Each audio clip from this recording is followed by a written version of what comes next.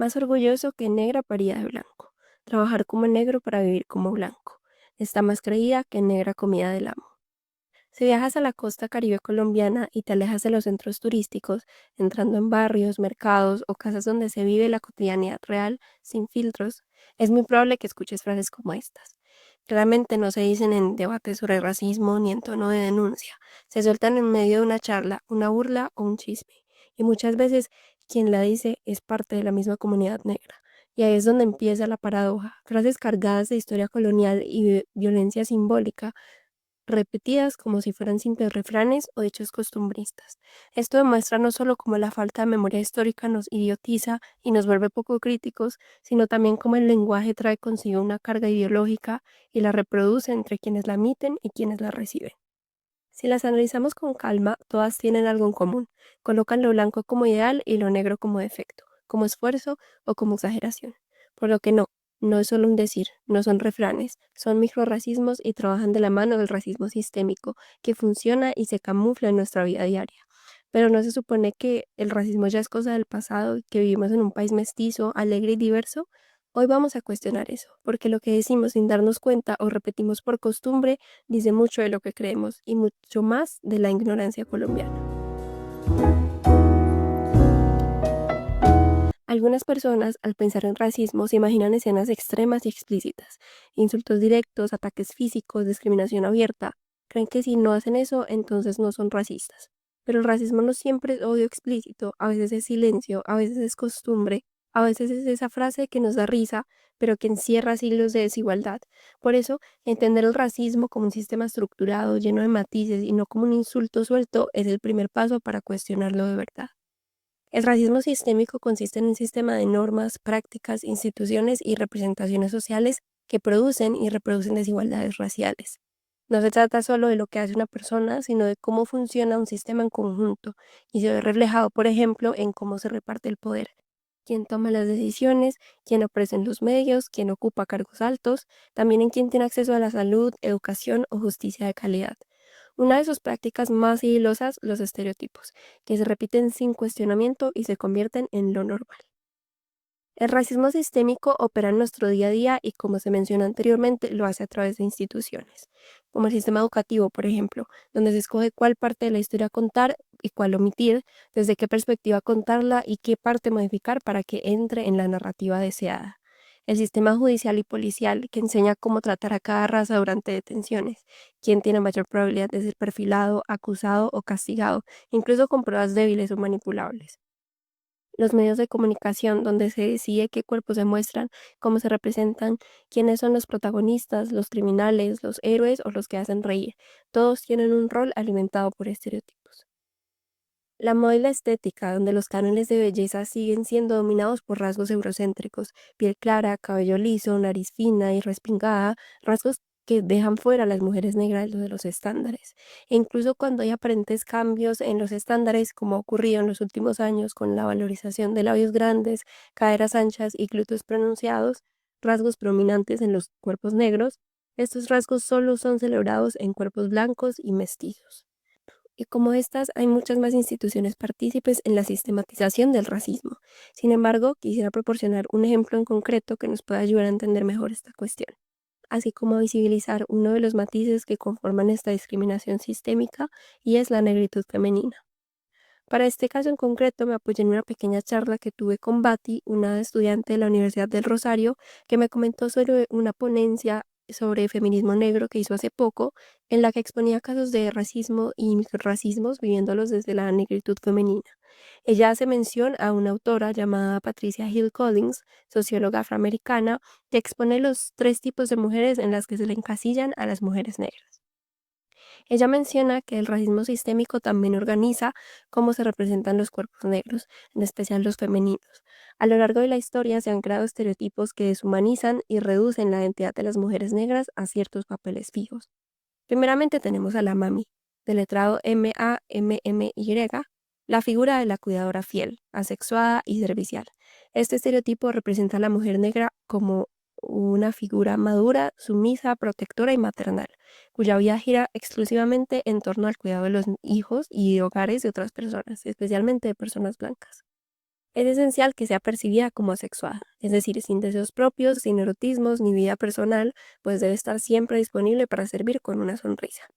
Este estereotipo no es solo un imaginario social, sino que es una pieza clave del racismo sistémico porque ha justificado históricamente esa asignación que se les da a las mujeres negras en los trabajos de cuidado mal remunerados e invisibilizados.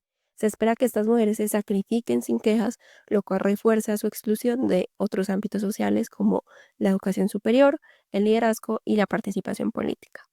Bati me comentaba que incluso hoy en muchos hogares colombianos, especialmente en sectores privilegiados, las mujeres negras siguen ocupando roles de trabajadoras domésticas en condiciones de informalidad y se espera de ellas no solo eficiencia, sino cierta sumisión, pero también afecto y lealtad, reproduciendo fielmente ese estereotipo.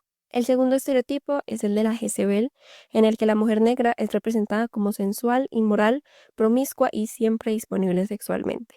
Esta imagen surgió durante la esclavitud y fue utilizada para justificar la explotación sexual sistémica de mujeres negras, representándolas como naturalmente lascivas y por tanto no violables. En la actualidad, este estereotipo persiste en los medios de comunicación, donde los cuerpos de las mujeres negras son erotizados constantemente, como por ejemplo en la música, en sus letras y videos musicales, en los bailes, en la moda e incluso en la publicidad turística, donde se las representa como objetos de deseo despojadas de subjetividad y autonomía. Esta representación también forma parte de un sistema racista y patriarcal que legitima la violencia sexual, la discriminación laboral y la exclusión simbólica. En contextos como el Caribe colombiano, por ejemplo, este estereotipo alimenta dinámicas como el turismo sexual, donde los cuerpos de las mujeres negras son vistos como exóticos, sensuales y disponibles. Por último, tenemos a la figura de la Sapphire o de la matriarchis, que representa a la mujer negra como agresiva, fuerte, mandona, conflictiva, emocionalmente incontrolable e incluso hasta masculina. Este estereotipo aparece para desacreditar a las mujeres negras que alzan la voz y se organizan o luchan por sus derechos, especialmente aquellas que lo hacen desde el activismo político y comunitario. Pero la Sapphire no es solo una mujer brava, sino una figura construida para criminalizar la resistencia negra femenina. Entonces, si una mujer negra se defiende o protesta, rápidamente es catalogada como violenta o exagerada, en lugar de ser escuchada como una ciudadana que reclama justicia.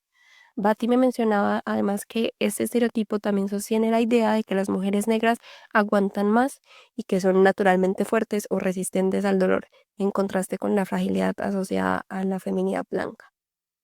Asimismo, este restringe la expresión emocional de las mujeres negras, obligándolas a contenerse para no caer en el estigma de la negra conflictiva. Estos estereotipos, la Mami, la Jezebel y la Sapphire, no son simplemente imágenes del pasado ni ideas aisladas, son mecanismos del racismo sistémico que siguen operando hoy y muchas veces de forma silenciosa. Lo más inquietante es que con el tiempo estas representaciones se han normalizado tanto que se filtran en nuestras conversaciones, como lo vimos anteriormente, en las bromas, en los comentarios aparentemente inofensivos, en las expresiones cotidianas, y es así como el racismo sistémico se manifiesta también en lo cotidiano, a través de lo que denominamos como microrracismos. Retomando mi conversación con Batty, ella compartía cómo ha vivido en carne propia el peso de estos estereotipos, aunque no se identifica particularmente con el de la mami, ya que se considera una mujer firme en sus ideales y con una postura activa frente a las injusticias, sí considera haber sido encasillada tanto en el papel de la Jezebel como en el de la Sapphire. Por un lado, menciona que el estereotipo de la Sapphire se le ha impuesto debido a su constante participación en espacios de activismo donde no teme defender sus convicciones con firmeza y esa actitud que en otros cuerpos sería vista como liderazgo o carácter, en ella muchas veces es interpretado como conflicto o agresividad. Por otro lado, con la Jezebel afirma que basta con ser una mujer negra para que esta hipersexualización característica de este estereotipo aparezca.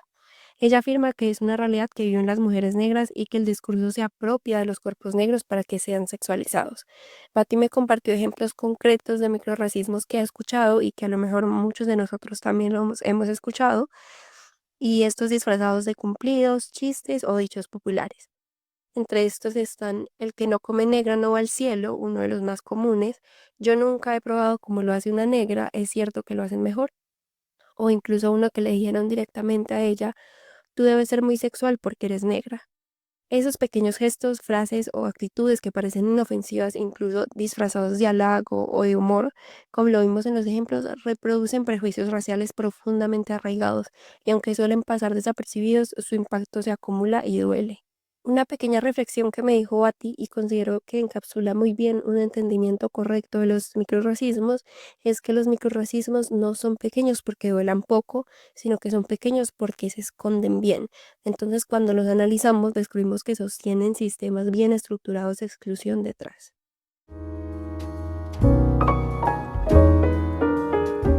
Estos ejemplos de comentarios que he mencionado, incluyendo los del argot caribeño y de los ejemplos de Bati, son ejemplos claros de microrracismos.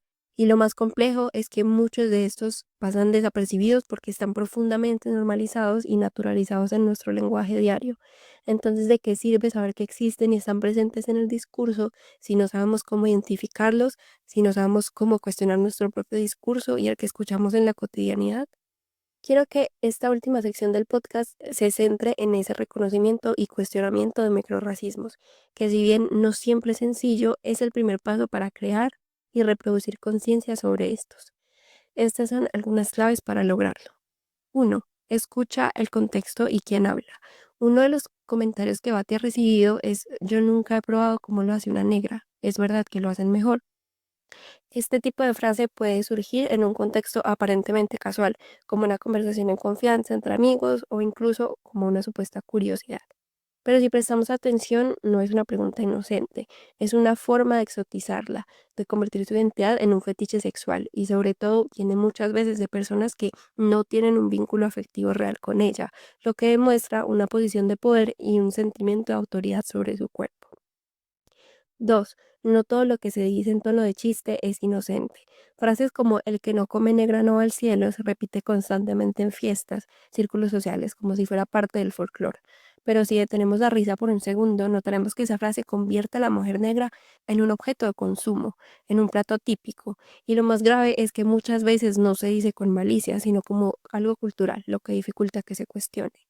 Aquí es clave entender que el humor también educa y que si se normaliza esta forma de hablar, se naturaliza también la violencia simbólica. 3. Escucha las emociones de quien lo recibe. En otro caso, a Bati le dijeron directamente, tú debes ser muy sexual porque eres negra. La persona que lo dijo seguramente pensó que estaba halagándola, pero Bati lo vivió como una invasión. Ella expresó que sentirse vista únicamente desde lo sexual, sin que se le preguntaran sus ideas, sus sentimientos o su historia, fue profundamente deshumanizante. Y aquí lo importante es cambiar el foco. No importa la intención del que lo dice, sino el impacto que tiene en quien lo recibe. 4. Haz preguntas para abrir el diálogo.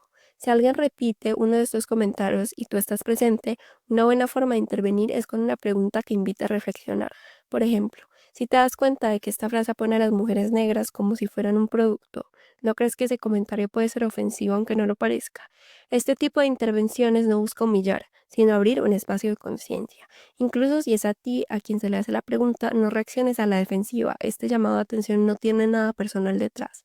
No se busca ganar una discusión, sino sembrar una duda que haga reflexionar y cuestionar el uso que le estamos dando al lenguaje. 5. Reconoce los patrones y repeticiones. Bate ha vivido situaciones donde se repite una y otra vez el mismo tipo de comentarios, la asociación automática entre mujer negra y sexualidad, o entre mujer negra y fuerza. Estos patrones no son casualidad, como le expliqué, forman parte de estereotipos que han sido construidos históricamente y funcionan de manera estructurada y sistemática. Si cada vez que una mujer negra alza la voz, la llaman agresiva, o si cada vez que entra en una conversación recibe un comentario sobre su cuerpo, ahí no hay hechos aislados, hay un sistema que repite roles una y otra vez para mantener una jerarquía.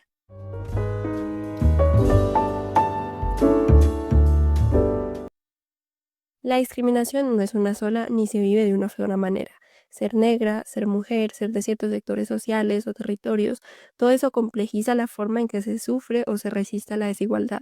La discriminación es interseccional y nos ayuda a entender algo profundamente humano, que nuestras vivencias están atravesadas por múltiples capas de identidad y que esas capas no se pueden separar unas de otras. En mi caso, por ejemplo, también he vivido situaciones donde se cuestiona mi opinión por ser mujer, donde se me acosa por ser mujer. He sentido cómo ciertos espacios me exigen explicarme más o demostrar más. Pero cuando hablé con Bati, entendí que para ella esas exigencias se duplican, porque además de ser mujer, es negra, porque no solo tiene que demostrar su capacidad, sino que también tiene que desmentir los estereotipos que otros ya proyectan sobre ella antes de que diga una sola palabra. No se trata de comparar sufrimientos ni de ver quién la ha pasado peor. Se trata de reconocer que la opresión tiene distintos matices y que solo entendiendo esas diferencias podemos construir una verdadera empatía. A veces en la lucha contra el racismo o el machismo se piensa que con eliminar los extremos ya se avanza. Pero los microrracismos, los estereotipos sutiles, las frases disfrazadas de bromas o halago también son parte del problema y por eso necesitan ser nombrados y confrontados. Este podcast no es una respuesta definitiva, sino una invitación a escuchar, a dudar, a observar lo que decimos y repetimos sin pensar y reconocer que el lenguaje importa porque construye el mundo. Y si ese mundo está cargado de desigualdad, también puede estar lleno de posibilidades de cambio. Porque solo cuando entendemos cómo nos atraviesan estas estructuras, podemos empezar a desmontarlas. Y en ese proceso no basta con no ser racista o no ser machista, hay que ser activamente conscientes y estar dispuestos a revisar lo que escuchamos y reproducimos cada día.